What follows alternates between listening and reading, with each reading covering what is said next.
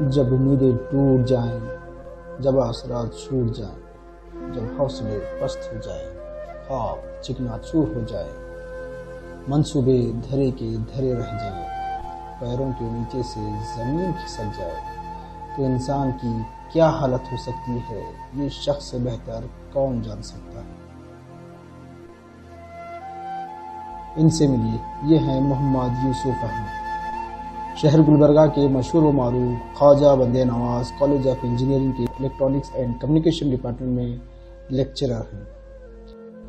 Sir पर लगी चोट इनके दर्द की दास्तान बता रही है। गुज़श्ता 10 माह से तनख्वाह से महरूम रहने के बाद 7 माह की तनख्वाह के नाम पर इनके खाते में 40,000 रुपये भी जमा नहीं हुए तो गोया इन पर आसमान ही टूट पड़ा, आंखों के सामने अंधेरा छा गया।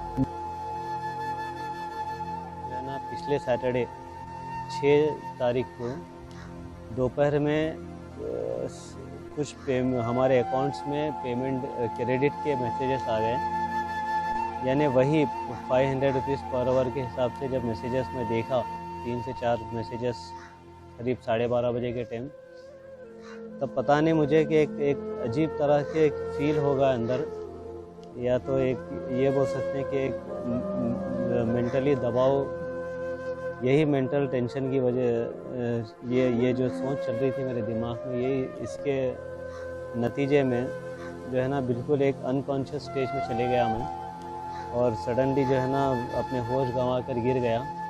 गिरने की वजह से जो है ना मेरे यहाँ पे एक डीप कट हो गया, यानी लोहे की रॉड्स लग गई मेरे सर पे, जिसकी वजह से 7 स्टिचेस मुझे पड़े हैं। मैं जिस मोर देन करीब आधा पौने घंटे के करीब मैं होश में था।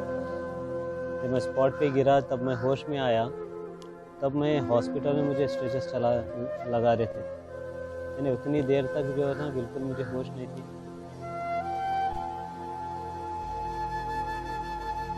मोहम्मद यूसुफ के मुताबिक इन पर 2 लाख रुपयों से ज़ायद का कर्ज वाजिबुल अदा है।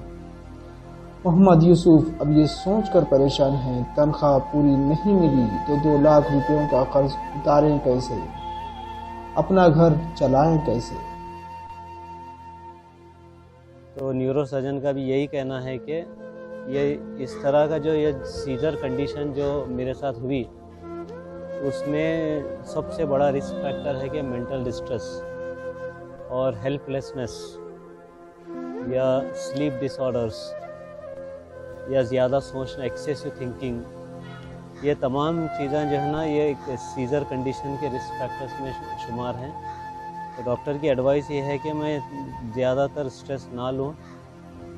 अब चूँकि मेरी ज़िंदगी जुड़े हुई है मेरी तनख्वाह से, मैं वही बोला डॉक्टर को, सर मैं इधर स्ट्रेस कैसा नहीं लूँ, अगर मैं स्ट्रेस नहीं लिया या कोशिश नहीं करा मेरी तनख्वाह के लिए तो मेरी ज़िंदगी चलना कैसा। तो कोशिश करने के लिए बोले हैं और डॉक्टर अपना ट्रीटमेंट स्टार्ट किए हैं।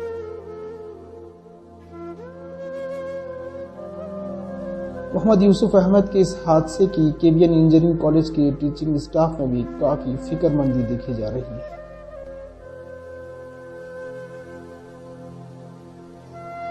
यहाँ पे क्या हो गया है, 11 महीने से तनख्वाह नहीं देके हमको पूरा ये कर दिए हैं कि हम मेंटली स्ट्रेस हो जाना और हमारे ऊपर कुछ ना कुछ कुदरती या ऐसे वैसे चीज़ें आ जाना हमारे ऊपर, और हम लोग पेशेंट बन जाना, पेशेंट बनना यानी तो यहाँ से छोड़ के जाना बोले, ऐसा दिख रहा।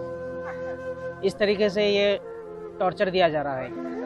ये टॉर्चर के वजह से उनको कुछ हो गया है। अगर कुछ ना कुछ हो जाता तो फर्स्ट हायर अथॉरिटी कौन है, हमारे प्रिंसिपल है, उनके ऊपर ही कंप्लेंट आता। ऑलमोस्ट यहाँ पे जितने भी लोग स्ट्राइक में बैठे हैं मेंटल स्ट्रेस का शिकार हो रहे हैं। बीइंग ए लेक्चरर, अगर मेंटल स्ट्रेस का अगर वो शिकार होगा तो जाके क्लास में एक रिलैक्स माइंड से बच्चों को किस तरीके से पढ़ाएंगे हम लोग। इस मामले से इस पूरे मामले को एक बहुत अहमियत देते हुए सीरियस की जी ह्यूमैनिटेरियन ग्राउंड पर, इंसानियत की कदरों की बुनियाद पर मेरा ये मुतालिबा है मैनेजमेंट से, डीन प्रिंसिपल से, कि जल्द अज जल्द जो है इस मामले को जो है इसका सेटलमेंट किया जाए, वरना हो सकता है कि ऐसे मामला दूसरे स्टाफ को भी जो है सामने आएंगे, जिसके कॉन्सिक्वेंसेस हो सकता है कि हमारे इंसानी ज़िंदगी का नुकसान भी बर्दाश्त करना पड़ सकता है। यहाँ ये बात काबिल ज़िक्र है कि केबीएन इंजीनियरिंग कॉलेज का टीचिंग स्टाफ गुज़श्ता 25 जनवरी से कॉलेज कैंपस में धरने पर बैठा हुआ है। अप्रैल से नवंबर 16 तक AICTE के क़वानीन के मुताबिक पूरी सैलरी रिलीज़ करने का मुतालबा कर रहा है, जबकि कॉलेज एडमिनिस्ट्रेशन ने अप्रैल से 16 नवंबर तक पूरी तनख्वाहें अदा करने के बजाय 500 रुपये फ़ी घंटे के हिसाब से अदा करके अपना पल्ला झाड़ रहा है, जिसकी वजह से केबीएन के कई एक टीचिंग फैकल्टी सख्त ज़हनी तकलीफ में मुब्तला हैं। Bureau report, Hind Chronicle, Gulbarga.